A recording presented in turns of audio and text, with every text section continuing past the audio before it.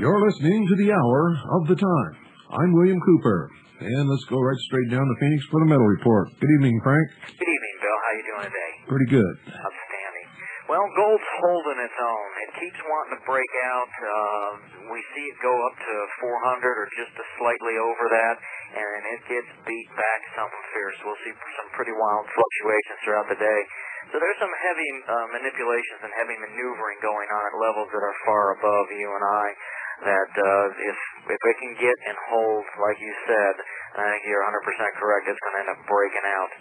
We've also, the Dow is doing its churning action. Interesting article had come up in the Monday Wall Street Journal discussing some things. We remember back between November and December, we saw these same fairly wild gyrations in the Dow, and it was all attributable to the technology stocks. Well, it turns out that during that time frame, Magellan was dumping some $10 billion worth of technology stocks that use Fidelity Investments and some other brokerage firms to kind of on the QT dump these technology sector stocks, spread it out. Hey, and guess where they put the funds that they got? Where? Gold position. Okay, so something's up and something's real big. The dividend yield on the Dow has declined again. It's now up to 2.3%. It's the lowest yield in the entire history of the stock market, lower than any of the market peaks just prior to serious corrections. Some investors, they've tried to dismiss this. It can't be done. I mean, you put money to get a reasonable return on an investment, and right now, significant amounts of capital are at risk. Technical analysis of the stock market. In December, we had a low of 50.5932. And in the past, when the December low was violated during the first quarter of the following year, especially in January, and I think last week we talked about that, more problems have started in January than in October. Everybody looks to October, but January is really the month. It bodes ill for both the market and the economy, usually for the rest of the year. I don't think we can expect 35% gains in the Dow this go-around. The other thing, we looked at where's the money, what's been happening. We saw what was going on with the brokerage firms last week. Well, let's look at the mutual funds. The mutual fund index from Investors Business Daily. Basically, it topped out in September. Anybody who bought into a mutual fund in September more than likely is upside down. It's flatlined, and it looks like it's starting what is tentatively called a primary bear market. So we got some things that are starting to bust loose here. None of them are going to be very nice to people. I would really encourage them to rethink what they're going to do with their finances this year and get something done. Hey, Magellan is. What else can we say? I love your sense of humor. Yeah, I mean, if it's good enough for the big boys, it's good enough for us. But we are seeing some significant activity and some back and forth and some serious infighting amongst the various entities, and we'll see gold that goes up and down $3 during the day. It's absolutely unbelievable. So there's some serious action happening when that's going on. Absolutely. So anyhow, that's pretty much it for this evening. Anything special for the listeners? Not really. We're pretty much where we're at. We do, just as a general thing, what we have going on is most of the suppliers out there are expecting a big year, and to be honest, they're competing for our business. So we're able, just as a general rule, to offer things at very great prices. We were talking about it in the business meeting that we had this morning.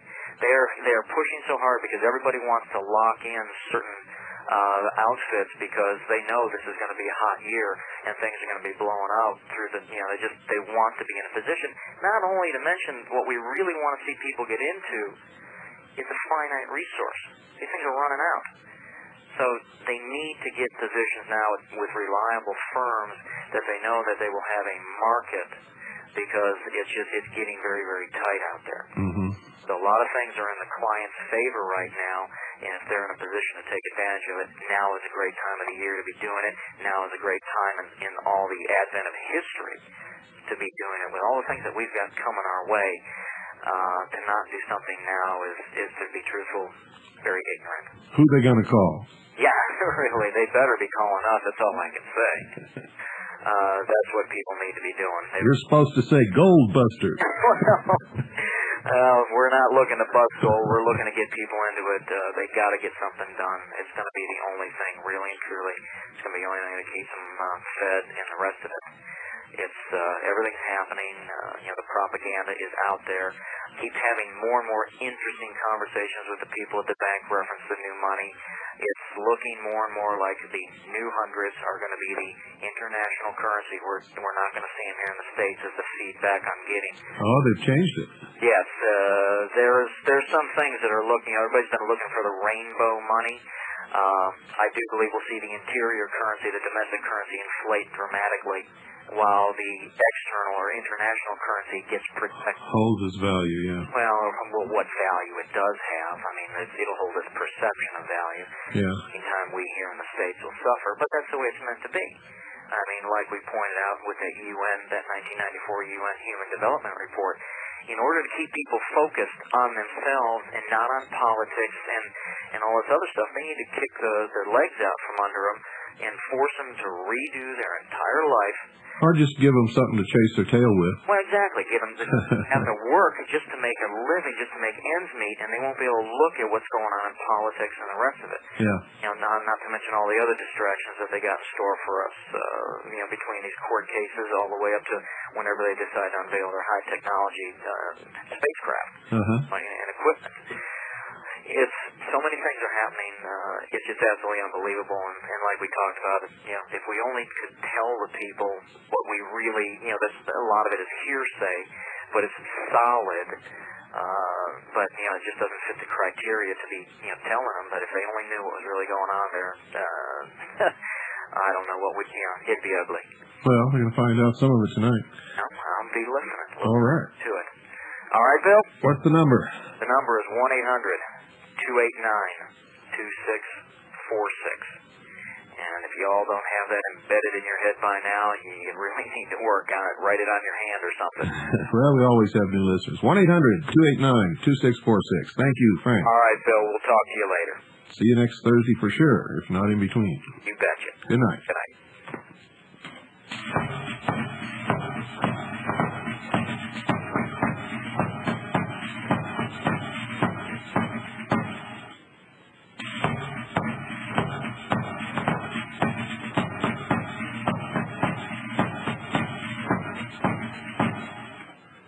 Ladies and gentlemen, the Second Continental Army of the Republic is recruiting. We're looking for leaders, people with military training and experience, people who are good organizers, who can keep their mouths shut and adhere to the policies of the Second Continental Army of the Republic, who will follow faithfully all legal and lawful orders of the officers appointed above them, who can lead men and who can either train them or find someone who can train them and supervise that someone. And we are serious, ladies and gentlemen. We're also looking for pilots. Pilots with or without planes. If you have planes, any and all types of aircraft. If you fit that description and you are not a convicted felon, self-proclaimed prophet, religious fanatic, reactionary, insane person, or any of the other undesirable traits that are floating around out there, send me a letter with a copy of your resume and a point of contact, address, and phone number. We are going to be ready for whatever happens, all the while working to try and ensure that nothing happens but we are going to be responsible in our actions either way. If you want to be a part of all those Americans who are banding together and preparing themselves to preserve and protect liberty and freedom for all peoples, and yes, liberty and freedom are two different, distinct things, ladies and gentlemen, then we're looking for you. If you're already a leader of a militia, we are interested in talking to you.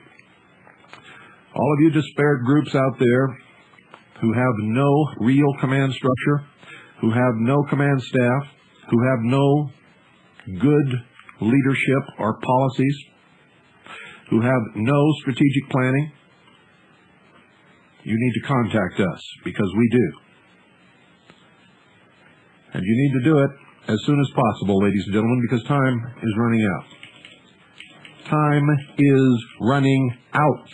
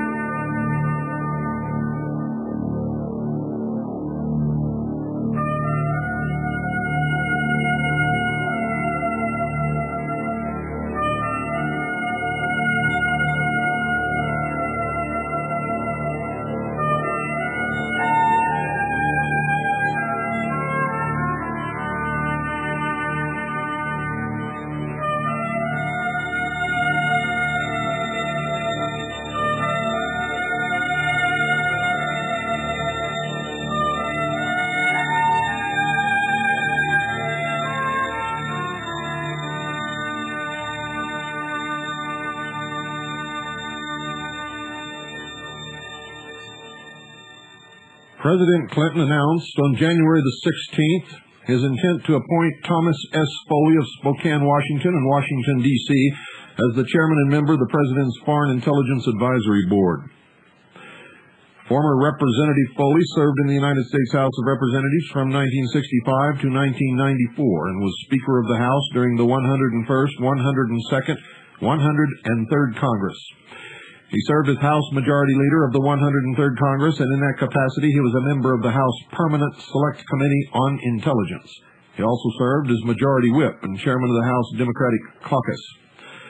Mr. Foley serves on a number of boards of directors, including the Board of Advisors for the Center for Strategic and International Studies. He is a member of the Council on Foreign Relations and previously a member of its board of directors. Mr. Foley is a partner in the law firm of Aiken, Gump, Strauss, Hauer, and Feld. He is married to the former Heather Strachan.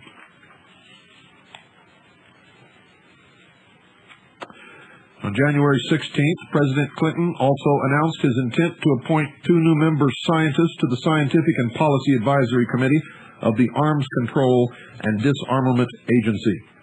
Randall Forsberg of Massachusetts is the founder and director of the Institute for Defense and Disarmament, IDDS, a non-profit research center in Cambridge, Massachusetts. She authored the paper that launched the Nuclear Weapons Freeze campaign in 1980 and was the recipient of a MacArthur Foundation Fellowship in 1983. Ms. Forsberg has published numerous articles and contributed to or edited many books, including the annual Stockholm International Peace Research Institute, SIPRI, Yearbook of World Armaments and Disarmament, 1968 to 1982. The Price of Defense, 1979. Nuclear Weapons, Report of the United Nations Secretary General, 1980. World Weapon Database, 1986 to 1987. Cutting Conventional Forces, 1989. The Arms Production Dilemma, 1994. Non-Proliferation Primer, 1995. And the annual IDDS Arms Database. She is an adjunct research fellow at Harvard University and has served on advisory panels for the University of California, Ohio State University, and the University of Notre Dame, as well as the United States Congressional Research Service, the United States General Accounting Office, and the United States Office of Technology Assessment. Patricia McFate of Maryland is currently a senior scientist at the Science Applications International Corporation. Dr. McFate is an expert in the technical issues of national security, particularly arms control, treaty verification, and implementation. She has served as a consultant to the United Nations group of experts on the subject of verification in all its aspects, including the role of the United Nations in verification. In addition, she has served as Deputy Chairman of the National Endowment for the Humanities, 1978 to 1981, as a member of the Strategic Council of the University of Arkansas, and as the Vice Provost of the University of Pennsylvania. The Scientific and Policy Advisory Committee of the Arms Control and Disarmament Agency is responsible for advising the President, the Secretary of State, and the Director of the Arms Control and Disarmament Agency on scientific, technical, and policy matters affecting arms control, non-proliferation, and disarmament. Both Randall Forsberg and Patricia McFate are Marxists.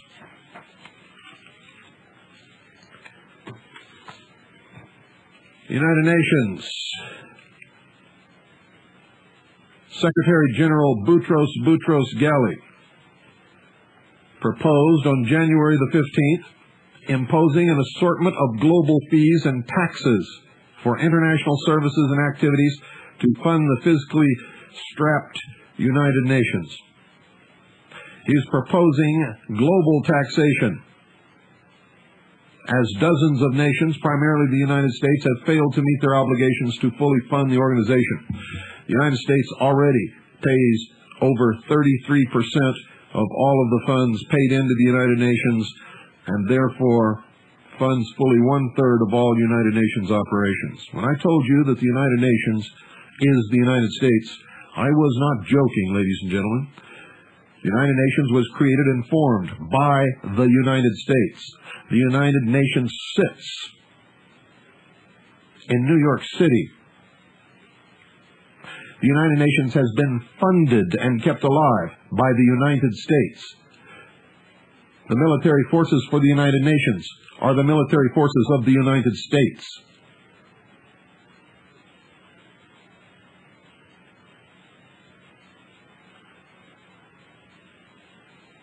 There's a great desire on the part of the United Nations chief, Boutros Ghali, to free the organization from the vagaries of domestic budget negotiations in the nation's capitals. And he says this, quote, "It is time to seriously address the need for a United Nations that can operate on a secure and steady international financial foundation." He said in a speech at Oxford University yesterday, "Finding the right formula will be a project of vast importance for the future of the international community," end quote. He suggested that United Nations members consider a tax on international air travel, visas, and speculative financial transactions. He also proposed a level on fossil fuels, pollution, and on the more than 1.3 trillion in currency transactions that occur each day worldwide. He also asked countries to consider setting aside a small portion of the savings from downsizing their armies and the elimination of subsidies to protected industries.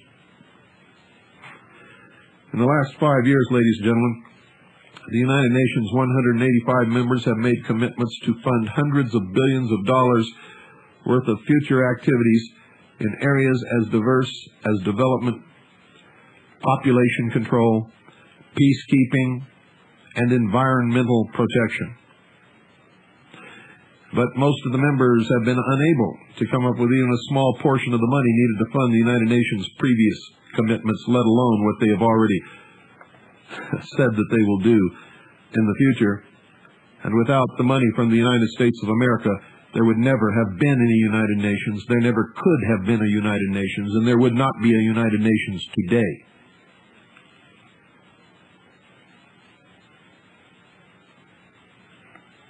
Boutros Ghali said last month that the current financial crisis may have deeper roots than the current budget squabble in Washington. He said the increasing accumulation of wealth in the private sector will have to be tapped to ensure the United Nations' future. Do you know what that means?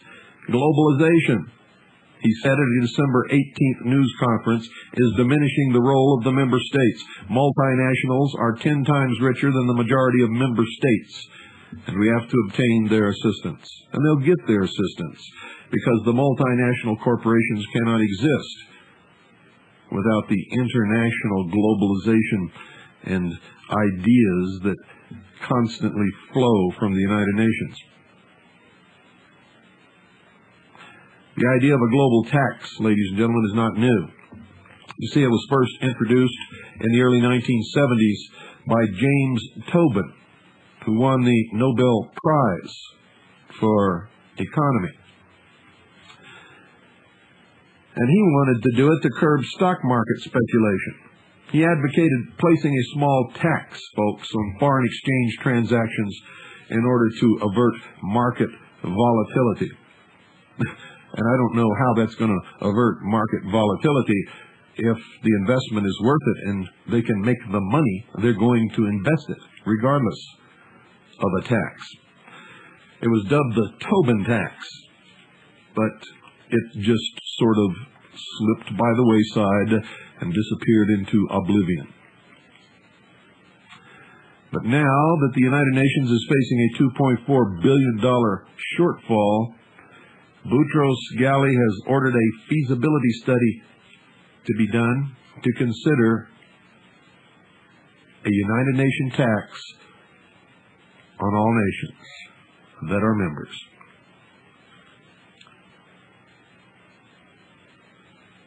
Now, let me tell you, since we're already funding 33% of the activities of the United Nations and all of their expenditures, don't you think that the American people have already been taxed?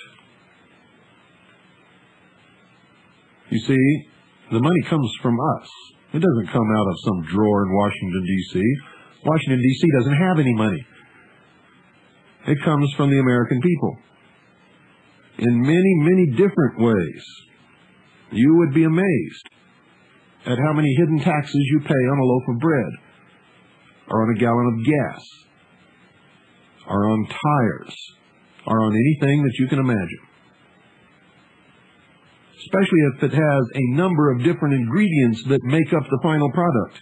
They're all taxed. But most Americans don't even think of that. You see, right now, if you're a taxpayer and you file and pay the unconstitutional, illegal, and unlawful income taxes that you have volunteered to pay, and if you volunteer to pay them, they cease to be unlawful because you have accepted it on your own. And you pay all the other hidden excise taxes, fees, registrations, and what have you. You are paying at least 50% of every penny that you make in some form of taxes.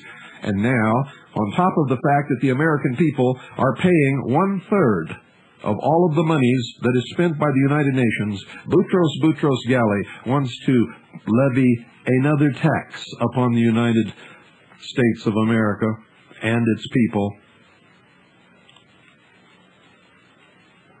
I wonder if he did that, if we would have to stop paying the 1/3. I think, ladies and gentlemen, the way they're going, and with the anger of the American people, and the willingness of many of us to draw a line at some point, that the United Nations days are numbered. Numbered. Boutros Ghali wants to create a flurry of financing initiatives. Now, what do you think that means, folks?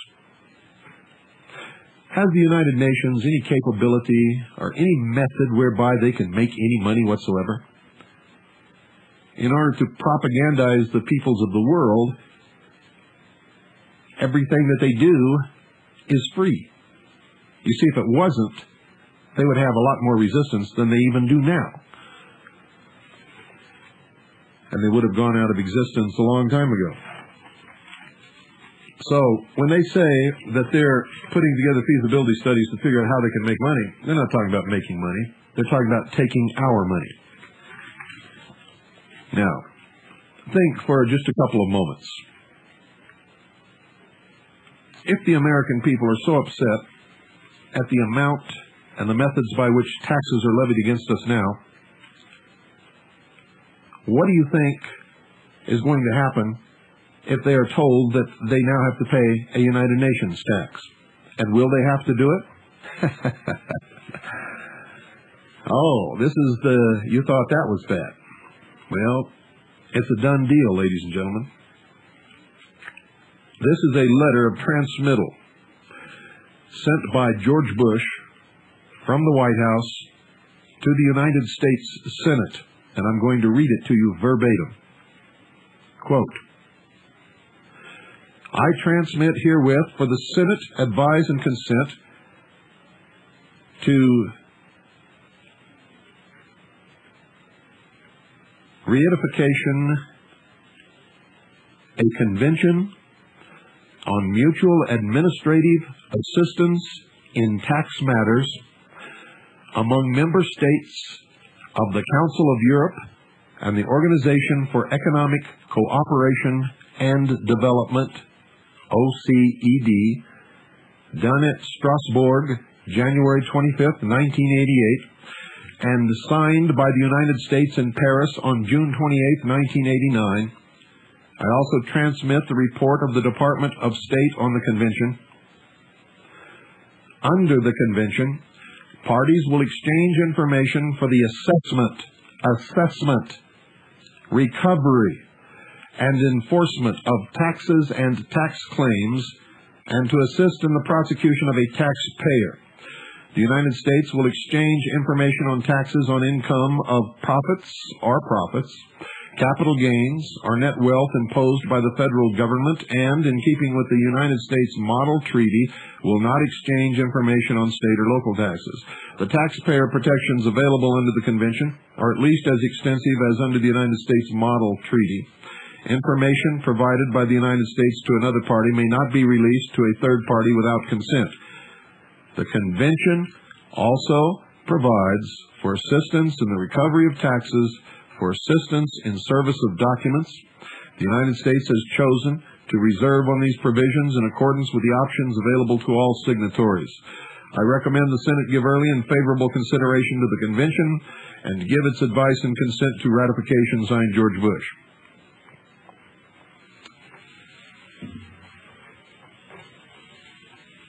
How about that?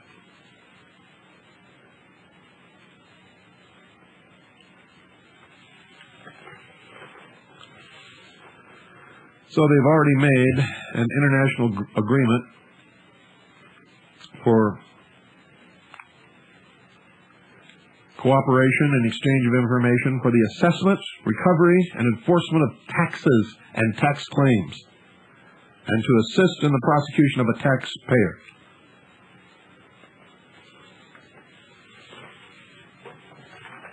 Doesn't say anything about the United Nations, ladies and gentlemen. But once the United Nations levies a tax, guess what? Guess what? And the first two guesses don't count, for those of you who are a little slow. Don't go away. I've got a lot more.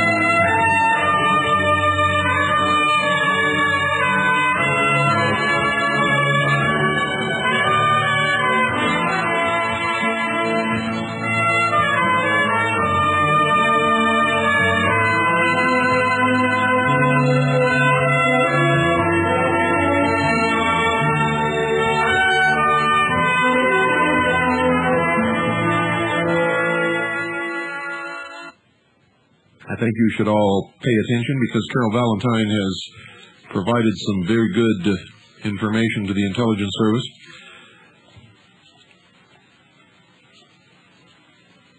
Deputy Director Frank Wisner referred to the Central Intelligence Agency's worldwide propaganda machine as the mighty Wurlitzer. And indeed, the agency's skill at murdering people is matched only by its ability to murder the truth. The CIA has published literally hundreds of books that spread its party line on the Cold War. It was particularly proud of the Pennikovsky papers, supposedly the memoirs of a KGB defector, but actually completely ghost-written by CIA scribes, along with the Gemstone files and a whole bunch of other things. That's my insertion.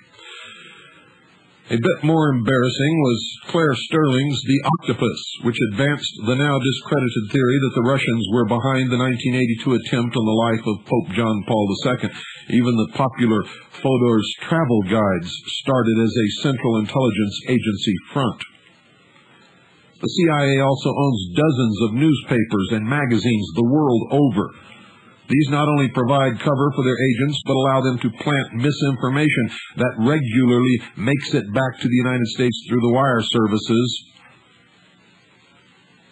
The CIA has even placed agents on guard at the wire services to prevent inconvenient facts from being disseminated. In 1977, famed Watergate journalist Carl Bernstein revealed that over 400 United States journalists had been employed by the Central Intelligence Agency.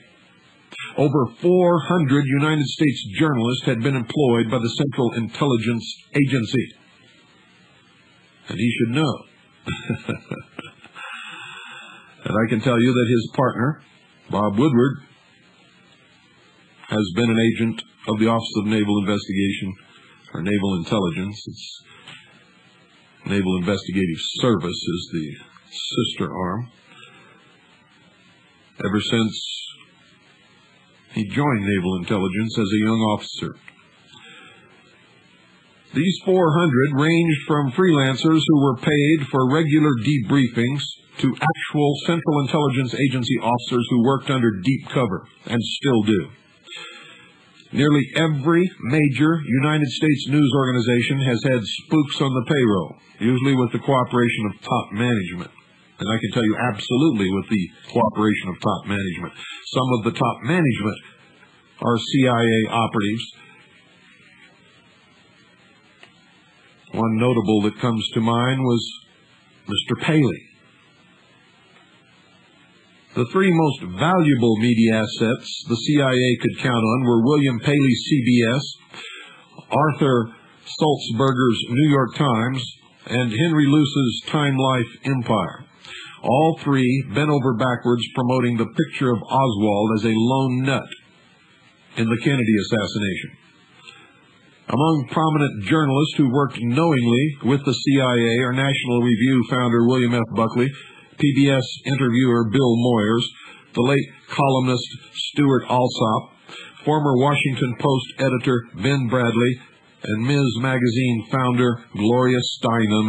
Yes, ladies and gentlemen, Gloria Steinem.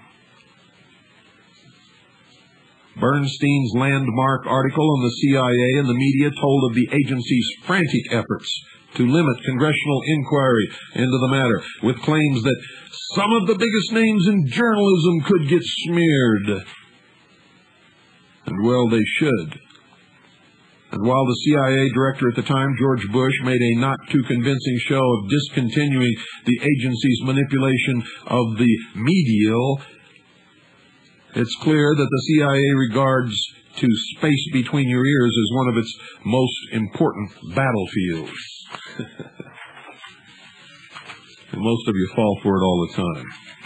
Disinformation detour is one. The owner and publisher came from the Forbes empire, and so did Lawrence Myers, its principal investigator and writer. Do you really believe that the Forbes empire gives a damn about the rights of the American people? When are you people going to wake up?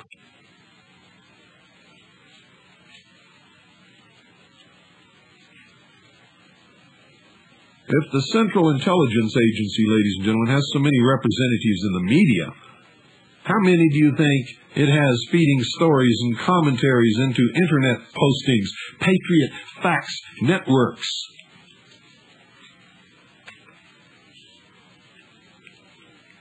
How many undercover agents, CIA and otherwise, regularly post to some of the news groups frequented by many of you?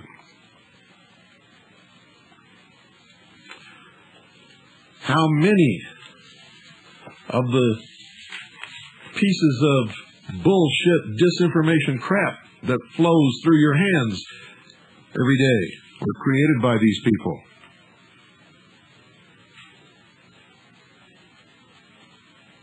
I suggest you do some serious thinking about it.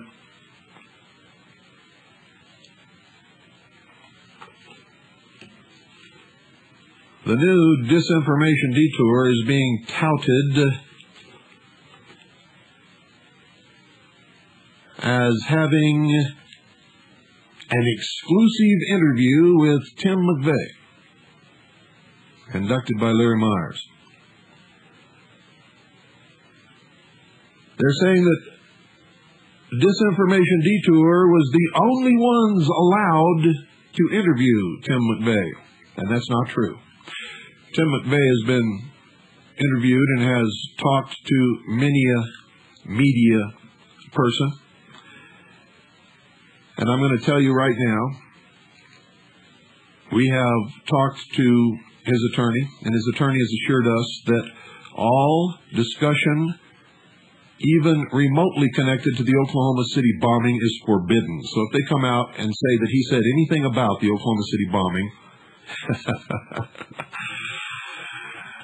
you'll know that it's not true. And there will be other media people talk to Tim McVeigh. In fact, if you're reputable and you talk to Mr. Jones, his attorney, and you agree to the conditions to talk with him, and you are a legitimate media person, you could probably get an interview. Just like Disinformation Detour. You see, that's just a ploy to sell magazines, ladies and gentlemen. You're going to have to learn to be discerning. Discerning. I'm not telling you not to subscribe to it or not to read it. I've told you from the beginning. Read everything. Listen to everyone, but believe nothing unless you can prove it. The reason I'm telling you these things is because most of you are so stupid. And that is the only word for it, and you can get as mad as you want. It's the truth. You pick something up, it looks flashy and slick, and you read it, and you just parrot it. It comes out of your mouth, and you post it on the internet, and you sit it around the Patriot fax networks, and you hand copies out to your neighbor.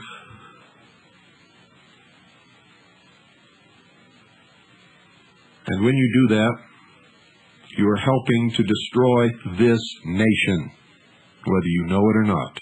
It's true. You didn't do any checking. You didn't do any investigation. And most times, all it takes is one telephone call. You don't even put it to the common sense test. Are you kidding me? A tractor-trailer truck of 5 computer hackers driving around the country, hacking in to the most secure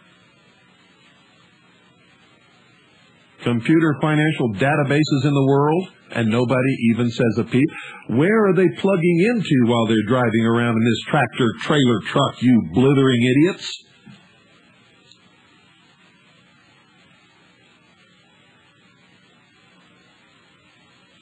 Huh? Bet not a one of you ever asked that question, did you? You really believe that senators and congressmen are quitting because these 5 computer hackers transferred all the millions of dollars out of their numbered Swiss bank accounts into CIA holding accounts? You really believe that? They're quitting because they're getting old, because they're tired of fighting the battles, because they'd like to spend some time relaxing with their friends in retirement and enjoying the fruits of their criminal careers.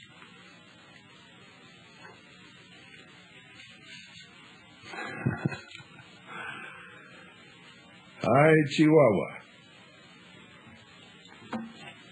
It is amazing. Absolutely amazing. It is beyond amazing. It is weird. Weird.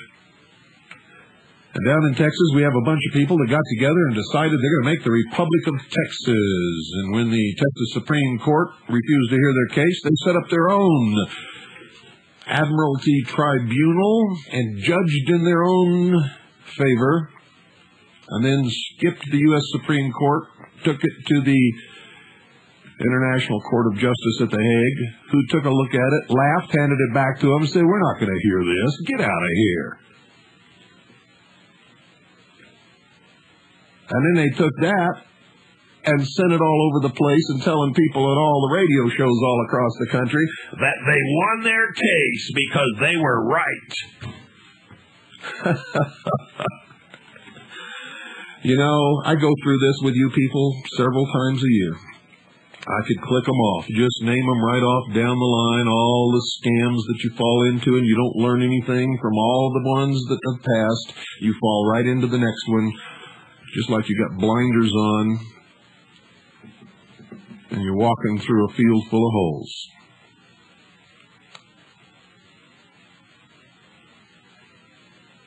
And you really think you know what you're doing. And you think, you really think you're going to make this a better country? You can't even keep your life straight.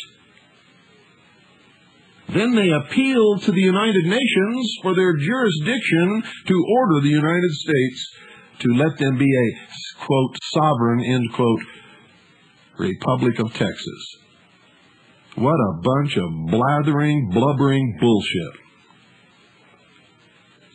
And until this broadcast started really investigating and really digging and really bringing the truth to you, you were all following right into it. So fast and so eager, you were tripping over the heels of the fool in front of you. And they took it to Governor Bush, and you know what he told them? He said, get out of here, kids. Go play somewhere else.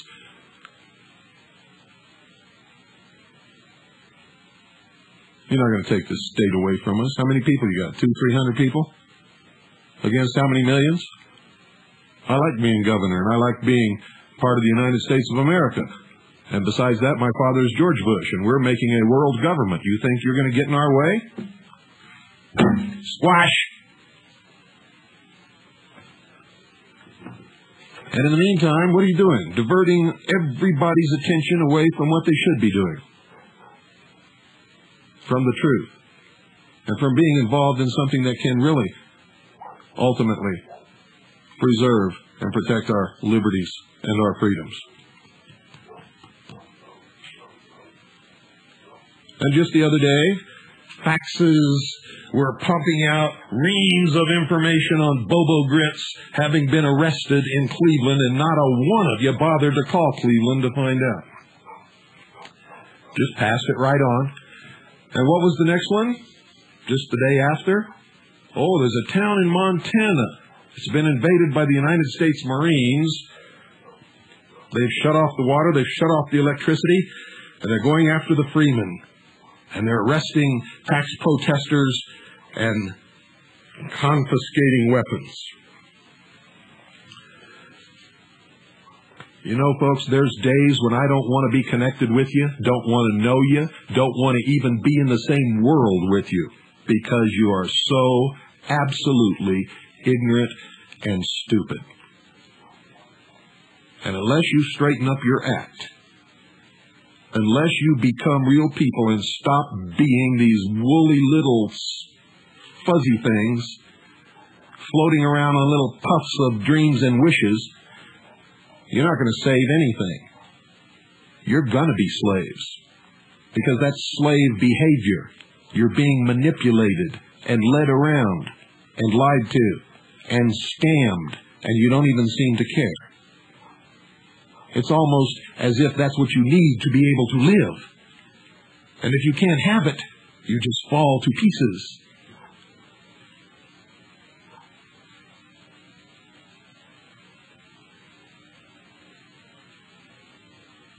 Until the hour of the time came along, and when I came along, I was the only one. The only one. Anywhere who told you the truth. Now, there's a lot of others out there now telling you the truth, but they mix it with some bullshit still. This is the only broadcast that tells you the truth. Always. Documented. Sourced. Right on the money. And everybody who's checked it out has verified it. We're the only ones that have kept you straight, and I'm not talking me. I'm talking thousands of men and women across this country who belong to the intelligence service in the Second Continental Army of the Republic, who work daily, doing the things that you should be doing but are not.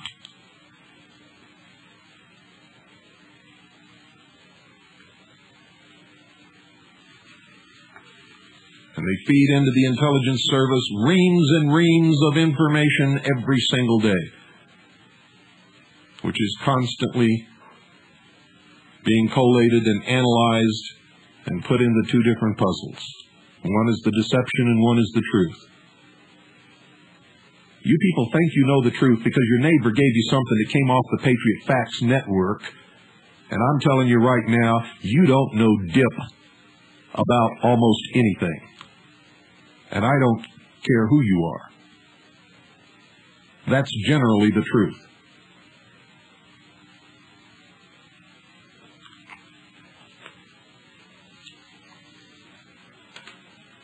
Now, there is a movement in the world that's being brought about through lies and deception. And they have fooled a lot of people with these lies and deception, and they have gained a great consensus of opinion in their favor. And they're able to hold that opinion and gain that political clout, because when people look at the alternative and listen to you, they see a bunch of fools out there chasing their tails, and they don't want to be a part of that. They want to be a part of the dream of a one world, peaceful, no more wars, no more muggings, no more poor people, no more hungry people, no more sick people. They don't bother to take a look at what form is it going to take. How is this going to happen? How are you going to suppress the natural faults in human nature? How are you going to maintain the freedom of the people if you take away their arms? Couldn't you do anything to them then? They don't ask these questions. But they look around at most of you, and they're turned off by what you say and what you do. Do you think these 200 people in Texas are helping patriots? They're making a laughing stock out of patriots. And the media down there is blaming their movement on the militia, which has absolutely nothing to do with the Republic of Texas.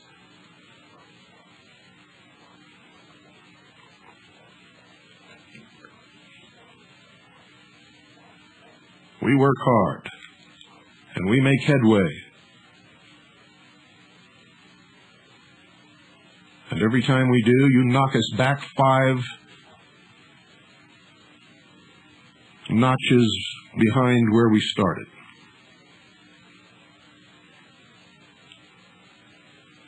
And this common law jury movement, let me set you straight. We have been in a declared state of national emergency and martial law since the Civil War. The Constitution is not in effect, and neither is the common law. It's not just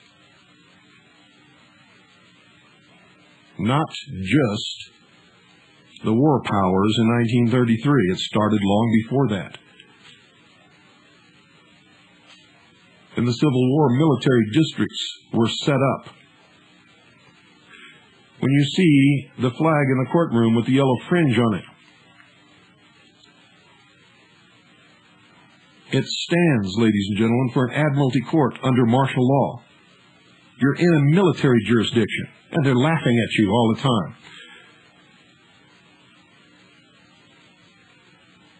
And they let you play your games, and they'll let you continue to play your games until it's too late. Because while you're going about your delusion in your common law courts and in your Texas independence movements and your ragtag Boy Scout clubs that some of you call militias, and take guidance from organizations like the Militia of Montana, which is about, depending upon who's around, maybe 5 to 7 guys who have a room full of stuff that they sell you.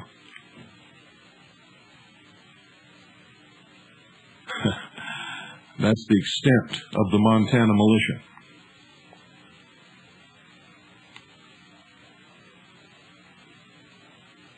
There are 2 visible militias that you can look at right now, that if they keep their acts together and continue to get better, will be a legitimate force. And that is the Tri-States Militia and the Militia of Michigan. There are no others publicly visible that are legitimate, that are doing it right,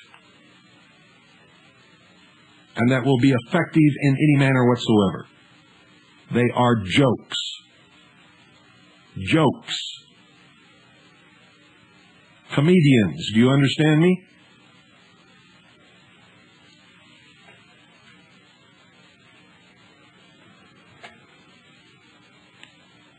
I'm going to say this again. Don't miss one broadcast of the hour of the time, because you don't have much time left. And you had better start listening and preparing. And you'd better start getting smart and directing your energies in the proper direction.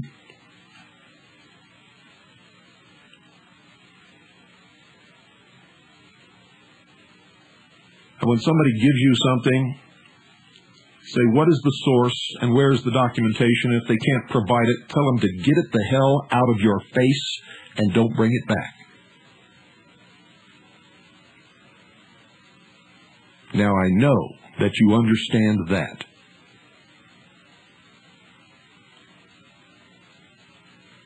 And I'm going to tell you something else. You can get as mad as me as you want to. You can go out and howl at the moon. You can come and throw rocks at my house. I don't care. Nobody else has the guts to tell you the truth that you need to hear.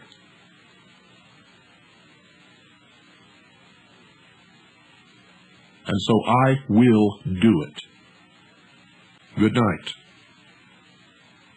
And God bless you all. And God save the Republic.